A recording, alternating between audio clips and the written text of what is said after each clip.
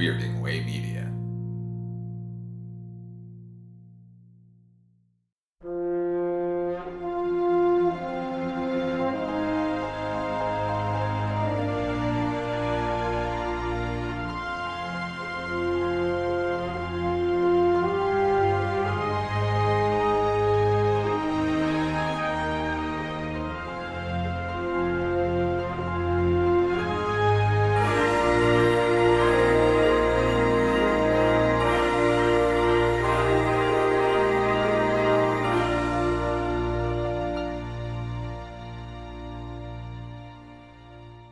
Welcome to episode 119 of the Filmumentaries podcast. I'm your host, Jamie Benning, and today we're diving into the world of Star Wars collecting with one of the biggest names in the hobby, Gus Lopez. Gus has been a dedicated Star Wars collector since the very beginning, starting as a young fan in 1977 and building a passion that has grown into one of the most significant collections in the world. In this episode, Gus shares how he started with trading cards and comics as a kid, took a break in the late 80s and came back stronger than ever in the 1990s when Star Wars collecting was evolving into a global phenomenon. We talk about his role in pioneering the online Star Wars collecting community, from creating the Star Wars Collectors Archive, which was the first dedicated website for Star Wars collectibles, to helping establish the Star Wars collecting track at Star Wars Celebration. Gus shares incredible stories of discovering rare items, including pieces of movie history like panels from the Endor bunker. He also owns like the Death Star and loads of cantina masks. It's incredible. If you ever get a chance to look online at Gus's collection, there's some YouTube videos, then have a look. Actually, I'll put one in the show notes. And he talks about how he's played a part in preserving these cultural artifacts for future generations. Part of that being the ambitious plans for the Saga Museum. If you remember, I had Steve Sansweet on a few months back. Unfortunately, that news hadn't quite broken at that point, but it's a collaborative project that aims to bring some of the world's best Star Wars collections together in one place. Gus shares the challenges of turning this dream into a reality, the importance of community in the collecting world, and how fans can get involved to help make the museum a success. So here's my conversation with Gus Lopez, and as always, I'll be back at the end for a bit more jabbering on.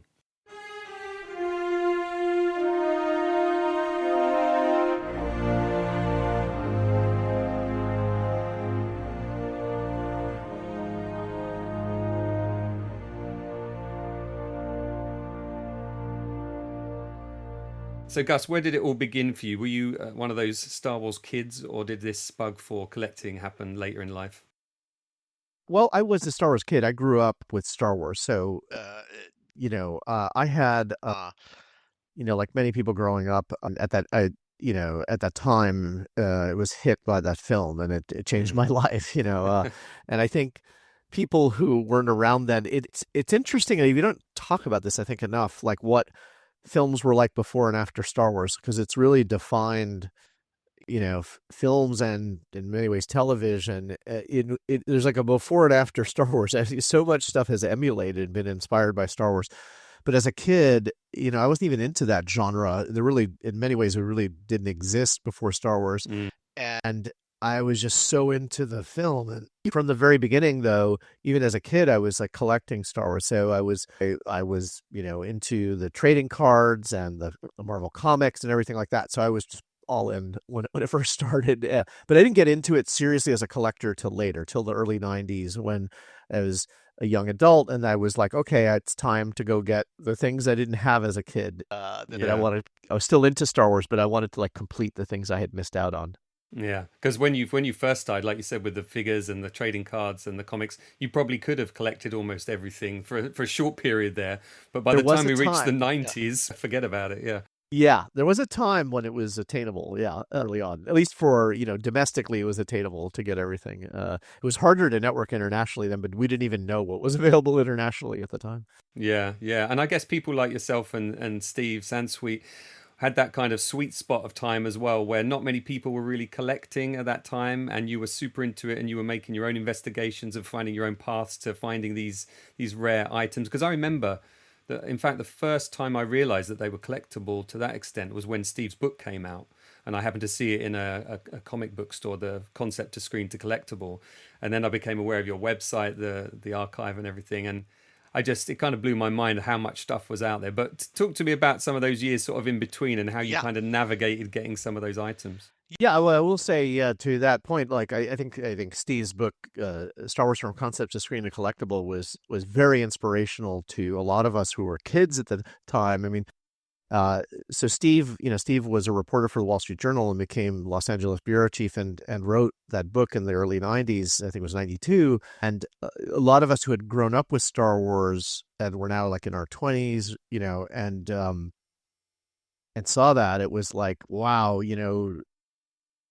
look at Star Wars collectibles being taken seriously, and how Star Wars merchandising really was a huge part of Star Wars impact. And so that book was very inspirational for me, and I know for a lot of collectors at that time it was powerful, because folks like Steve were had the foresight to be collecting all through the 80s and on a large scale, and many of us, I was pretty active as staying connected with Star Wars till about 1986. I was, still a member of the fan, maybe 87, a member of the fan club. I was getting the comics and so on, but there was just nothing happening for a few years there. So I was sort of dormant from like 87 to about 90, 91. And then when they started up with the books and comics again, then I got very active in it. But for me, and I think it was a defining thing for Generation X, which was the growth of the internet. So I was part of that early group that got, when we started the Star Wars news groups in the early 90s, and you saw all these kids that had grown up with Star Wars started to network internationally. And that's sort of the big part I sort of played in it, was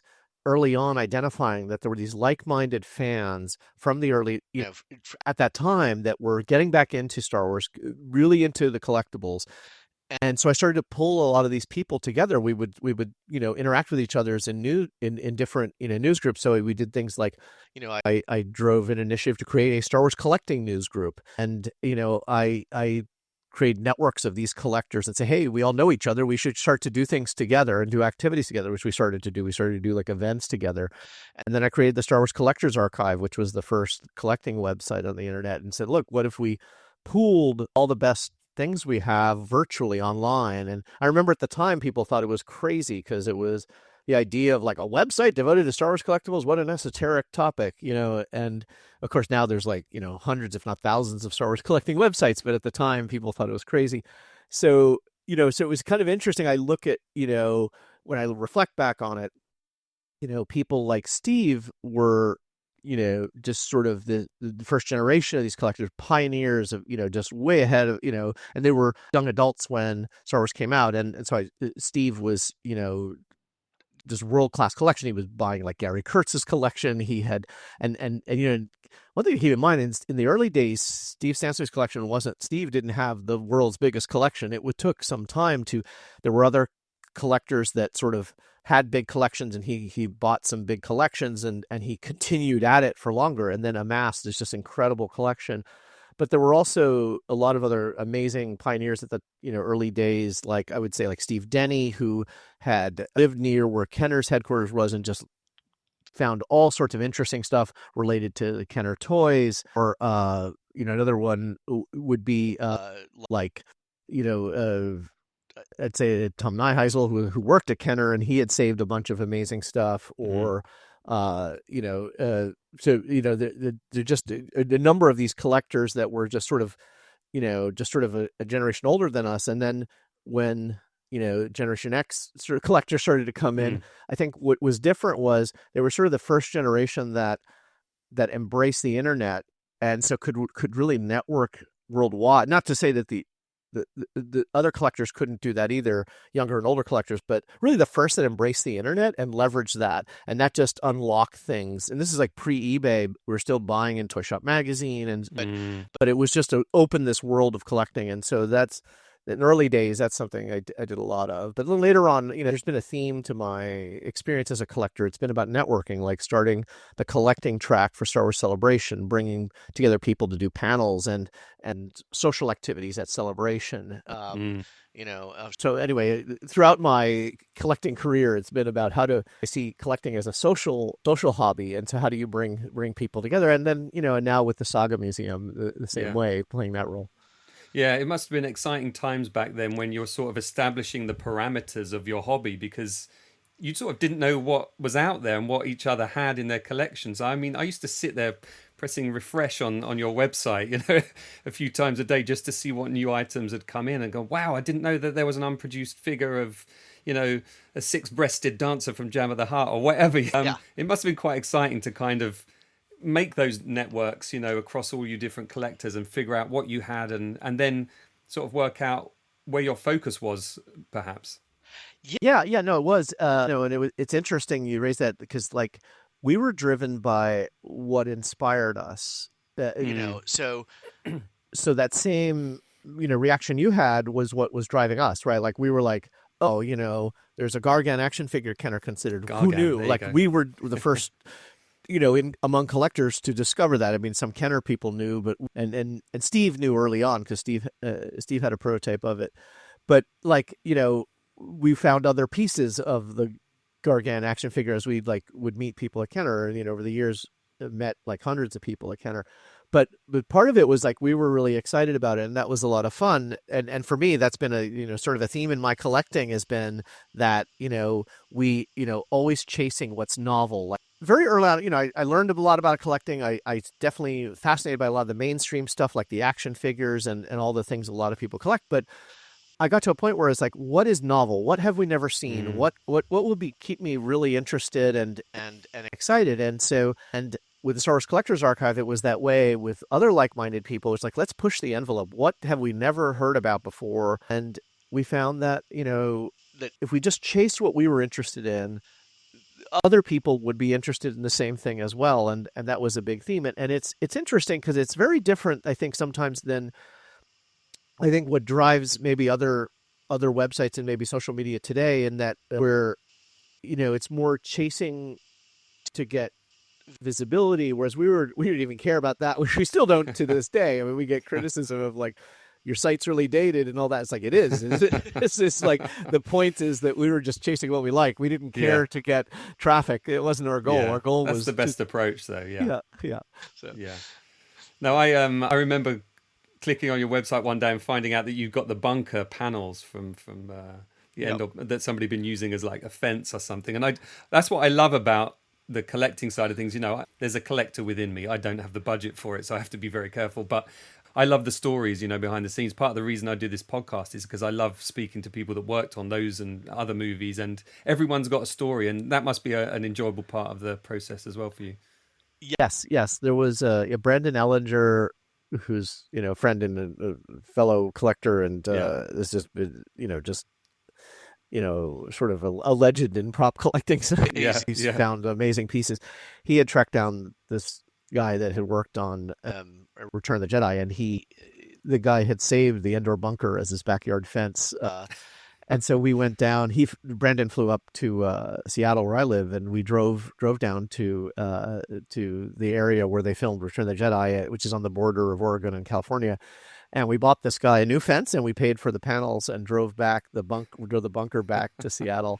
But it was amazing. I mean, it's just such a great story of like this guy keeping this fence as keeping this for his backyard fence, and I still have the panels. I mean, I still have nice. we have them. Yeah, it's an amazing. But you raised an interesting point is about the stories. Like when I do tours of our house, and it's our house is not set up like Rancho Obi-Wan, which is open to the public. It's a private residence, but I have a lot of people come visit as friends, come visit and do private tours. It's hard to do a tour quickly because like every piece has a story, like you show the bunker panels and it's like you're 20 minutes into the story, of bunker panels. Like every piece has an interesting story, and the story might be about what it was used for in the film or how you acquired it. But that's, a lot of it is the journey and how the discovery of it and so on. And so that's what's fun about it. And when we do a museum, it's going to be a big theme, and it is really about, like how do you create great, narration and narrative, and tell that story, like really explain to people, this is what the significance of this piece, and how do you connect with people about it? That's the other thing that's really hard. Like you can have Endor bunker panel, say, and the Star Wars fan can connect to it because it's iconic. You identify it, and you know it from the film. But what about the casual fan? Like, what about the family member that got dragged along to the museum? How do Mm. you connect with them? How do you relate to them? And so you might connect with them about, the industrial design that influenced Star Wars, and say that it actually drew from, X, Y, and Z. That, so you need to think about that from those angles, which is something when I people tour my house, I don't have to think about it. But when we think about a public museum, we're going to have to really think about that. So, Yeah. yeah. But I love the Yeah. stories. It's a huge undertaking, this Saga Museum project. I mean, I visited Rancho Obi-Wan. I was lucky enough to visit Skywalker Ranch one day. The next day I visited the Presidio, and the following day I visited Rancho Obi-Wan. And my question to Steve when he came out at the end of the tour was, have you ever considered combining your collection with other collectors and starting a museum? And I knew the answer was going to be, of course, museums are a minefield and expensive and all those things. But I was really pleased to hear in just a few weeks later that that's exactly the plans you have. Is that something that's been sort of brewing for a while?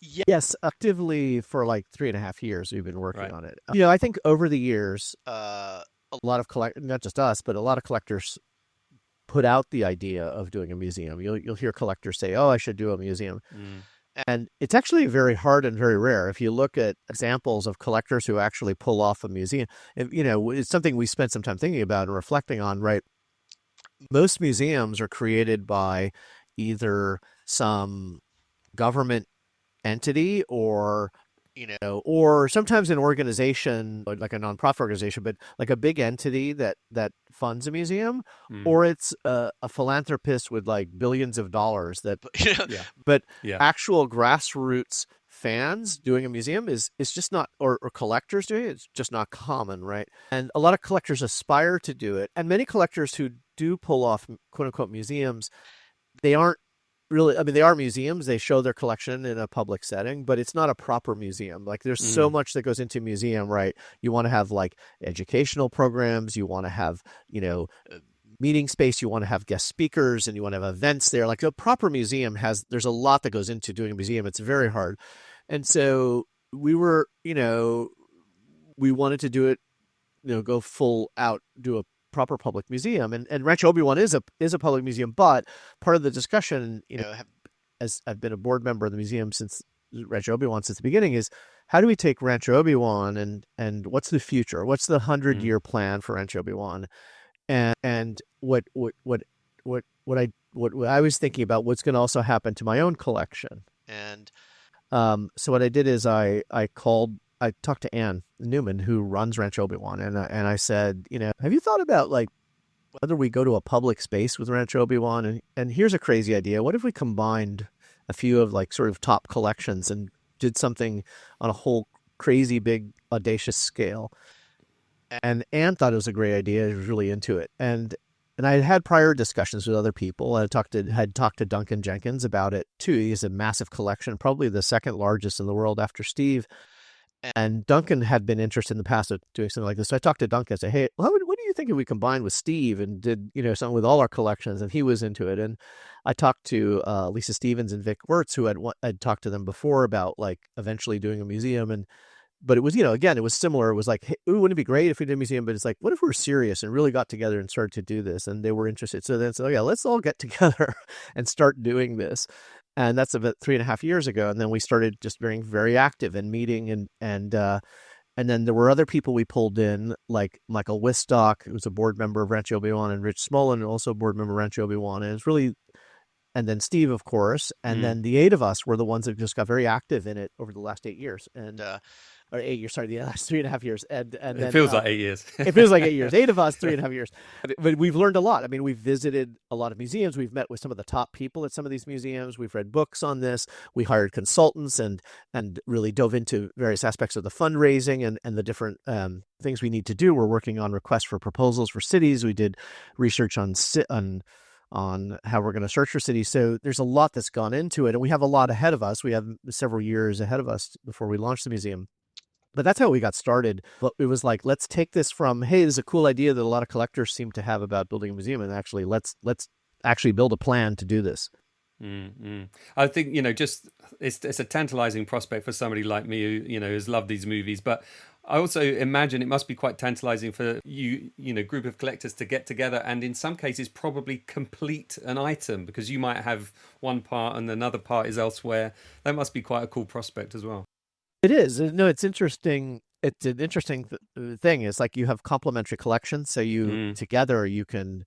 The impact is vast. There's some overlap in some cases, which is actually a good thing because a lot of museums want to have things that you rotate pieces. You don't want to necessarily have things exposed to light and heat and all that all the time. You want to have things that go on tour. So our plan is to have touring exhibits as well, so that you have things that you show in your physical location, but there are people that can't easily travel to your location. You want to have exhibits that also go on tour. It's also a revenue source. So it's great that when we have overlap. Yeah, I mean, but most of the collection's vastly complementary. Like my collection, because I focus a lot on unique items, mine is very complementary to the other collections, as are the other collections to each other. And so it works really well. It's a great blend of all the collections. They all have different niches and areas of focus. So there's not really a lot of redundancy in the collections. But yeah, it's going to be and by the way, we talk about these 4 collections. The goal long term is that isn't just our 4 collections. It's that we build this amazing museum and it becomes this place where other collectors want to see their stuff loaned to it or also part of gifted to the collection, that they see their stuff on display there and do what we're doing, which is giving our collections to this public museum. But to your point of seeing the stuff there and mixed with others, you get, I've gotten a lot of interesting questions from people about, doesn't it bother you? You're not going to have these pieces in your home. And it's like, to me, it's like, I like having the pieces shown to the public and you don't live forever. Like, your legacy lives on in this way. In many ways, it's more powerful and profound than, hoarding it in your house and no one ever seeing it. And then someday your heirs selling it off, I mean, to each their own, that's a very valid thing to do if that's what you prefer to do. But, there's something, we spend our lives building these collections. They're very unique. And this is a way we can share them with more people and they can last, a lot longer. This is just a physical upgrade of your website, don't you, that you're talking about here? It's a physical manifestation. And it's also a similar principle. The idea it'll be the communities. The idea of the website was you build this virtual museum that's the best of the best. And we're going to effectively do the same thing physically here. So. Amazing.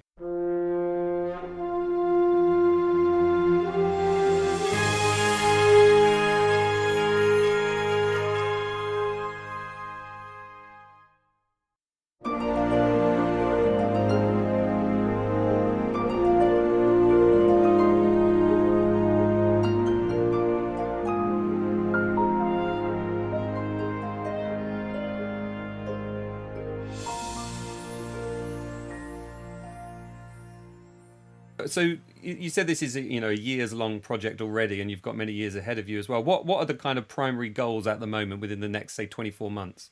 Yeah, great question. Really very focused on fundraising. So we're doing a capital campaign that's very focused on.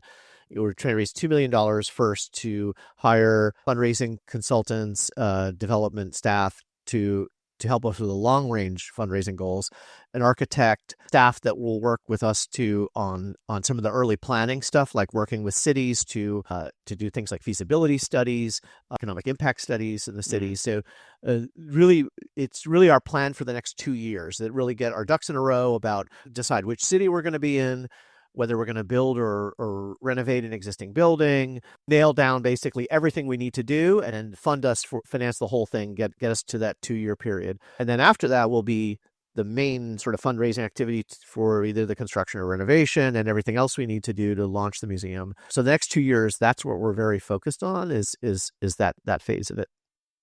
Yeah, very cool. And how do you see the sort of, you mentioned about the educational aspect, how do you see that kind of manifesting in this physical museum? What are people going to be able to see and learn about? Yeah. I mean, all great museums have a big educational component. And if you think about it, like a lot of most museums fall into like one of 3 buckets, right? They're either art museums, history museums, or science and engineering museums. broad Yeah. generalization, but they're generally in those three True. buckets. The cool thing about Star Wars memorabilia is that you can span all of those. Yeah. There's a historical aspect, right? Like how Star Wars relates to history, like the draws from World War II, or or the draws to like indigenous cultures on planets and so on. So there's a historical part of it. There's obviously a ton of stuff in art, the art of Star Wars, and that goes into whether it's three-dimensional or paintings and things, like the art design of Star Wars, the architecture of Star Wars, all that stuff. And then the science and engineering part of Star Wars is obviously, vast. And they've done exhibits, like Lucasfilm's done exhibits before relating to that. And so the ability to relate the objects to educational stories about all of those areas, or it's countless what you can do with it. You can do it not only about the Star Wars stories, but you can do it about how a toy is made and go through the manufacturing process, and that has a whole engineering thing. You can do the printing process of how printing has changed over the years, and from you look at the old memorabilia and how printing was done to to how things are done in software now, and we can use the memorabilia to use that to illustrate that, and so there's so many things we can do in terms of educational aspects. And so we haven't, like, there's not specific exhibits we've planned or anything like that, but the plan is to have a huge educational component to it, and a connection, so that the idea is that you use the artifacts to connect with kids, but it wouldn't necessarily actually be kids. We'll have educational stuff also for adults, and have guest speakers and advanced topics and things, like ideally bring in like special effects artists and people like that. They'll have very educational talks and so on. But going with kids and school groups coming in, that will have programs where they can, like, you can have a school group on a field trip where they're going to learn about a specific topic, but we'll also have like after school programs, like things like how to build a droid, or how to create costumes and things like that. Not necessarily like school program that they might get credit for in a school, but things that they will learn about, they'll learn skills from. So there's a whole bunch of aspects where like education plays a part in this, and we'll have people that will be full-time focused on developing all that. Yeah, that's great. I was just thinking about, although we call it STEM here, I think you call it STEAM. STEM. Yeah. We have STEM. Yeah. No, we call it STEM. Yeah. Oh, STEM well. as well. Okay. Yeah. Maybe I was talking to a Canadian recently who said Yeah. STEAM. Yeah. They 'cause I might think STEam. art was It might be STEam. included. Also, yeah. Yeah, because I think there's so many, probably a whole army of willing participants. Whether, because Star Wars fans are great, aren't they? Whether it's making a poster, fan art poster, or myself, like making my filmumentaries 20 years ago and all of that stuff. There's a willing pool of people to get involved here. Do you feel like there's a real sort of huge collective to tap into here? Absolutely. Yeah. I think the way I think about it is, there's a huge fan community, and one of the things consultants have told us, who are generally very skeptical of collectors trying to do their own museum, but that the area we're in and the background of the people behind this, because several of us have experience doing pretty big things outside of Star Wars and in our careers, that they believe in us and think our chances are good on this, but that the community here is so supportive, and it's a very good bet, right? You have this support from so many people that have a lot of skills and varied talents. We've seen that since announcing this. A lot of people have raised their hands and said, love to help. And there's going to be, and it's at various stages. We see, like, very little, doubt about getting support from people. Like, there's certain steps where I think it will not be a problem getting people to help out with it. I think there's other things where it'll be hard. It will be harder. I think, the stage we're at, we're fundraising. I think there's a lot of people willing to volunteer. I think a lot of people to share expertise, people willing to give talks. We've already had a lot of people offering their collections, that they love to have their collections to be part of this, which we want to do, but we're not at the stage yet. Until we have a building, it's going to be hard to take them up on that. There'll be a point where we will welcome that. This stage, we're very laser focused on a few areas where we need their help. And there's a few skill sets we're looking for too, like, that we are reaching out to people on. But like right now, it's like big donors is the focus, and we tap the community. And then there'll be other times though, where I think, it's going to be the big enthusiasm from the fan base is going to be, we're very fortunate versus other genres. We're doing like if you're doing, a Van Gogh museum, you might not have that base of people that are willing to help, even though it's a very worthy topic for a museum. You're not going to have this huge base of millions of Van Gogh fans that are going to go offer to help with your museum. True. Was it important for you to get the endorsement of Lucasfilm, not only from a sort of legal standpoint, but also, just to know that you were going in the right direction? Yeah, I mean, it was a very early on. We approached Lucasfilm, which is now part of Disney, and we also approached uh, George Lucas's folks, about because the Museum of Narrative Art, we wanted to make sure that they were aware of what we're doing, and that that we weren't doing anything that that annoyed them. That there was something that they were that ideally they were excited about, that they were supportive of, right? And so we reached out to both, and we were pleased to see that they were that it was something that they were cool with. Lucasfilm, we've met with them multiple times. They're really supportive of the idea. They love the idea of a museum created by fans that celebrate fandom. It's something that in many ways, really could only come from fans. And so they're very excited about it. And, we reviewed with them the name of the museum and all that. Like, we wanted to just make sure that it was something that, they were pleased with, and it's been wonderful. Like, just, and I think a lot of that credit to them for always being a company that has embraced fandom. I really think a lot of entertainment industry companies do not get it in the 21st century, that the world has changed, and that that the way you interact with fans is different than the old days of the relationship.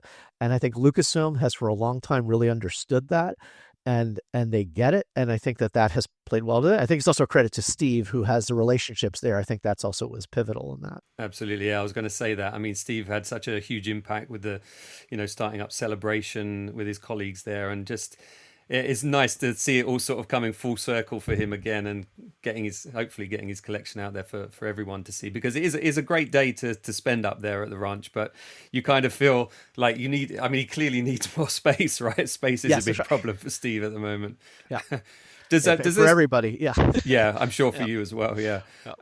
Does this mean collecting stops for you for the time being? No, not at all. I'm still acquiring stuff. So, no, I'm still actively. I mean, already this week been buying stuff. So, yeah, no, we're still pretty actively collecting, and we will be even after the museum launches. We'll still be acquiring things. So I don't think that ends. I mean, it to some degree.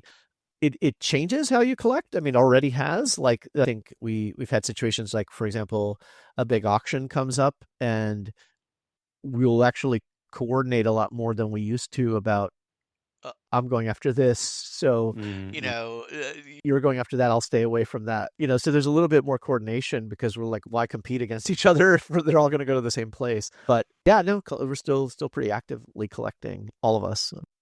Yeah, I know that I know Ryan Condell and Dave Mandel, and I know that Ryan, because he's based here in the UK, he has his collective of British guys. I've been out for dinner with them before, and I know that they step out of each other's way, or they make sure that it ends up within the group, because then they know it's going to be in a place where there is genuine passion for that item. Yes, and I know many of those guys, and I've gone to the auctions in the UK quite often. And when we're sitting together and bidding, sometimes we don't know till we get to the auction house, but people informally collude, basically, but it's a friendly thing. It's like, oh, I know. Oh, okay, you're going after this. I'll hold off. And I've done that. I've held off. And I oftentimes don't find out till I get there that somebody really has their heart set on one particular piece. And I'll say, look, I can live without that piece, or another one will come up. And so there's a very friendly, it's interesting that, you get this question often, that people have this perception that the collectors, particularly the very advanced collectors, are cutthroat and competitive. And I would say no. Like, at least among the very advanced collectors, they're actually generally very cooperative. And it may be a unique thing in Star Wars, but I've generally found them to be fairly cooperative and not cutthroat competitive. Maybe in other collecting genres it's a different way, but people generally help each other out, as all of us working on Saga Museum have, and the prop community has for years. I mean, it really hasn't. I think we've benefited more from helping each other way more than I've seen in sort of adversity and competitive Mm. situations. Yeah. Yeah, this is going to be a really sort of crap podcast question. I usually avoid these kind of questions, but I want to know the answer, Gus. What is there? Was there one item that kind of appeared that you just went, "Holy shit! I never expected that this would happen, and that I get the opportunity to bid on something like this, let alone own something like this." Oh, I mean, I have lots of pieces like that. Yeah, I have I've seen some of the tour videos of your place. It's insane. I have lots of views. I mean, I all the time kick myself going, how did I end up with so many pieces that With the Death I Star. Death Star model from Star Wars is with obviously a big one. How did I end? I mean, as a kid, if you'd have told me years later you're going to have all these people, you'd never believe it. It's just incredible. But yeah, I mean, I have so many pieces like that is just, and it feels, it's funny. It feels a lot of times like they just fall in my lap, but I know at a certain level, there's a lot of work that goes into, and I've given talks on this. I actually think it's a subject that I don't think people really discuss a lot, which is I actually think collecting requires a lot of skills and experience, and I think that I think that many collectors, when they do talk about it, they try to boil it down to a single skill like knowledge or having deep pockets or something like that. And I actually think it's a wide range of skills and just years of experience you just get from doing it over many years that go into finding great stuff. And then some of it's just luck, like timing, being in the right place at the right time. But anyway, no, I've been very fortunate that I've had so many great opportunities of things like that. I have like John Mallow's sketchbook from the first movie has pretty much the drawings of every costume, everything. Like That's great. Han, Yeah, Luke, Leia, Darth Vader, the Jawas, belts, everything. Tusken Raiders, Yeah. all that stuff. It's all in there. This is what he won the Oscar for costume design. This is where all the sketches are. I mean, I I'm have glad that. it went to you, Gus, because I remember David Whiteley shooting that doco over here and telling me about the great footage he got of that. And then, of course, John passed away and that went up for auction. And I'm one of those people who just hopes it ends up in good hands, so I'm pleased to hear that. Yeah, thanks. Yeah, when it came for auction, I was like, I have to win that piece. It's such a awesome, like historical piece. But I have a bunch of pieces like that it's incredible. A lot of my Kenner prototype pieces, I have a lot of one of a kind stuff there. Many of them that were just it felt like lightning struck in the same place multiple times, and it's just I'm very fortunate.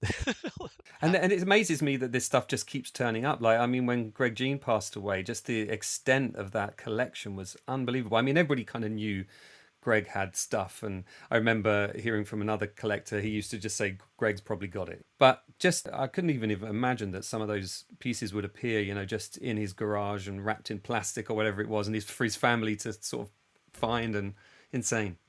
Yeah, with the Greg Jean collection, it was what was amazing. I mean, I had heard over the years people who knew him were aware, but that it would all surface after he passed was just wild. Like that, it was never on display, as far as I know, while he was alive. It was never, it was never sold. It was just that's what's just so wild about like his collection. It was just unbelievable, the quality and the quantity of stuff in that collection. It was And I think as a big collector as well, you have this passion that drives you to get these items, but then you have this responsibility for preserving these cultural artifacts, and now you're taking it to the next level and allowing the public to appreciate that as well. I mean, your journey through collecting has been pretty immense.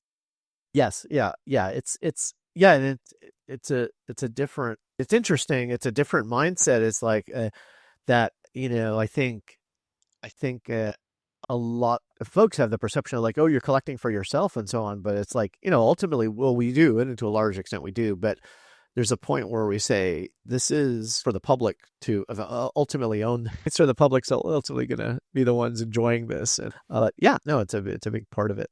We want to make sure that they get to see it. I do like having people come see my stuff, but because it's in a private residence, as is the case with Duncan's collection and Vic and Lisa's collection, for us it allows us more people to see it. And even for Steve's, I mean, Rancho Obi-Wan can only do so many tours per week. Opening a big public museum will just pour gasoline on that. We can have like a massive amount of people, like thousands, you know, thousands a year seeing that collection. What's the big dream then? Big kind of metropolitan city in the US with good transport links, in a good spot. I mean, have you got? Is there somewhere in mind that you have, or is that something you wouldn't want to talk about because you don't want to We've jinx shared it? a little bit. Well, we don't have. We're going to keep an open mind. I mean, if we have cities that approach us that aren't on our target list, we'll definitely hear them out. There are a few target cities we've reached out to. Some big cities like New York and Chicago, Los Angeles, San Francisco, Seattle, Las Vegas. So there are a number of cities we've done some investigation of cities that we're interested in. And in general, we want, a few things. There are several factors. Like we want big metropolitan cities that have ideally active tourism. We want people that are, there's a lot of people who live in the city, but also people who visit the city. We want to be in a city center, so that, even though we know our museum could be a destination, like we could put it in northern Alaska and people would still go there to see it. But we want it to be in a place where you also get casual fans, you'll get tourists that wander into the museum as well. So we want that as well. And so those are some of the cities that we're considering, and we're going to be over the next few months reaching out to people. We've already started actually reaching out to contacts in each of those city governments and saying, are you interested? If we worked with you, could you do for us if we were to open a museum here? And then we'll start to see, if there are willing, cities that can really make it easier for us, like provide land or building for us. That makes our fundraising goals much easier. And so that's what we're going to be looking at. But we did a lot of research on which cities do we prefer, and there are pros and cons to different cities. Cost of living is different in cities. The regulatory structure is different in cities. The amount of giving that goes on in different cities changes depending on where you live. We know we want to do it in the United States. There's certain draws to certain cities, like San Francisco is obviously where Star Wars grew out of San Francisco. It has the history and Lucasfilm loves it. It's close to where Rancho Obi-Wan is. Seattle's where I live, and Vic and Lisa are near Seattle. So it's like, that has an appeal too. I mean, there's different pros and cons to different places, but I'm open to wherever we end up. I mean, I'm already sort of committed to that. Most likely we'll end up having it somewhere where I don't live, so we'll see where we land. But to me, the most important thing is to open the museum and pick the ideal place wherever that is. Yeah, very cool. You didn't mention London, which disappoints me, but I saw that you've been on your travels recently. Just to finish with, I saw you've been to Jordan and Tunisia, and very cool. I travel a lot. I mean, I've been to a lot of countries, and like almost half the countries in the UN. And I've been to many of the almost all of the Star Wars filming locations. So recently, in the last year and a half, I've been to Tunisia. I've been now 5 times, but I went to Jordan and saw the filming locations of Star Wars there. I went to Canary Islands last year where they filmed Solo, and earlier this year I went to the filming locations for Andor in the UK and in Spain. And so I saw some pictures of you at the Barbican and at the tube station and Canary Wharf and things. So nice. I love doing that. That's a big part of my fandom, is going to places where they film Star Wars. So what can fans do right now? Where can they go to find out more about the museum, more about the project? Yeah, a great question. So if they go to ranchoobi-wan.org/the Saga Museum, you can also find it if you just go to the ranchoobi-wan.org website. But if you want to go to a direct link, ranchoobi-wan.org/the Saga Museum, and if you go there, you'll have all the info you need. So basically, you'll hear about the vision, the mission, you about our collections, what are our plans for the next 2 years, and then how you can help. You can get signed up for the newsletter, how people can contribute and contact us if you have questions, and probably most interesting to them, if they want to buy a t-shirt or the poster. We have a special poster that's a nod to one of the early Star Wars posters, and then also a special t-shirt. You can buy those online. This is really the first merch for the museum. And actually the t-shirt, every saga has a beginning slogan on it, like similar to when they opened Phantom Menace. The first version of the t-shirt has that. Once we sell out of that The later ones won't have that. And they can also request a brochure. There's a brochure about folks that want to give to the museum. They can also order one of those if they want. So all the information about the museum can be there. So ranchob1.org/the Saga Museum if they want to learn more. Awesome. Well, I really appreciate you giving your time today, and I wish you all the best of luck. I can't wait to walk through that door with my ticket in the hand. Yeah, no, and see it all. We totally look forward to that day, and we want you and everybody else to see it. We're so excited about doing this.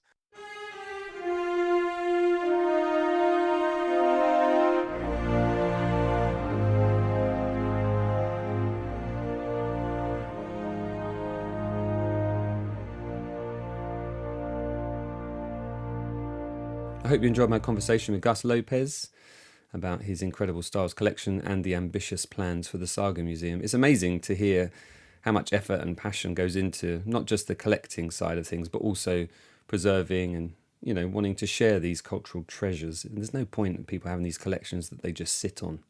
It's always baffled me that. So it's great to see this news about the museum.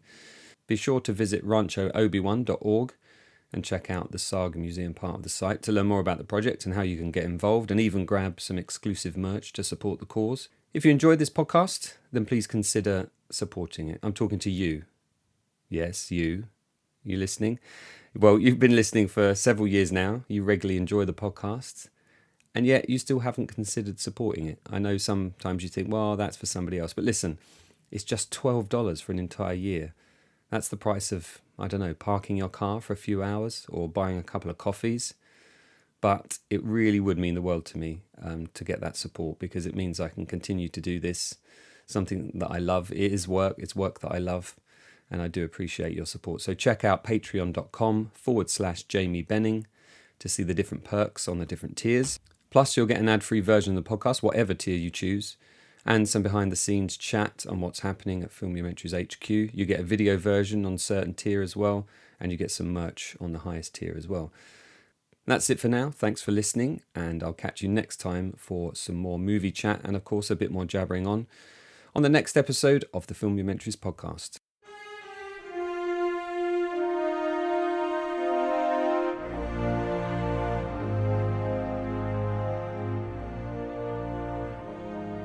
The Filmumentaries podcast is produced, edited and hosted by me, Jamie Benning.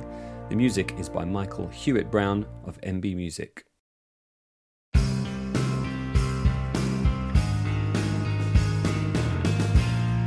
We are being way media.